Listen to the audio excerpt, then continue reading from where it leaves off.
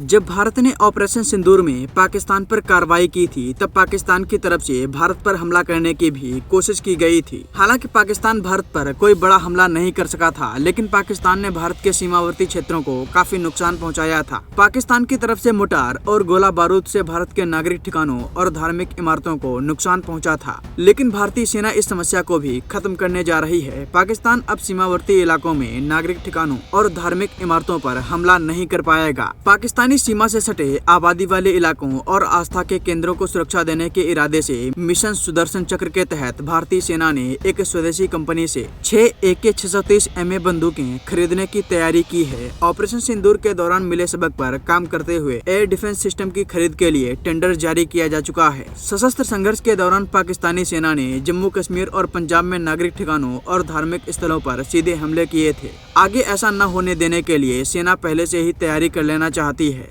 रक्षा अधिकारियों ने बताया कि सेना वायु रक्षा ने advance weapon and equipment India limited के साथ 6 AK-630 air defence gun system की खरीद के लिए एक RAFP जारी किया है। ये एक 30 मिमी multi barrel mobile air defence gun system है, जिसमें लगातार हाई लेवल की फायरिंग की जाती है। बंदूक प्रणाली को एक ट्रेलर पर लगाया जाएगा और हाई मोबिलिटी वाहन से ले जाया जाएगा। रक्षा अधिकारियों ने बताया कि AK-630 का उपयोग ड्रोन, रॉकेट, तोपखाने और मोटार से पैदा हुए खतरे को विफल करने के लिए किया जाएगा। इसका इस्तेमाल अंतर्राष्ट्रीय सीमा और नियंत्रण रेखा के नजदीक स्थित प्रमुख आबादी वाले क्षेत्रों और आस्था के केंद्रों की सुरक्षा के लिए किया जाएगा। यानी इसके तैनात होने के बाद पाकिस्तान भारत के सीमावर्ती इलाकों में नागरिक आबादी वाले ठिकानों को निशाना नहीं बना पाएगा। ये गन सिस्टम 3000 राउंड प्रति मिनट की दर से 4 किलोमीटर तक लक्ष्य भेद सकता है। इसमें सभी मौसम में काम करने वाले electro opticals fire controller system लगे हुए हैं, जो कि किसी भी मौसम में लक्ष्य की पहचान कर सकता है। इसे सुदर्शन चक्र कवच के तौर पर विकसित किया जा रहा है और इसे पूरे वायु रक्षा संरचना से जोड़ा जाएगा।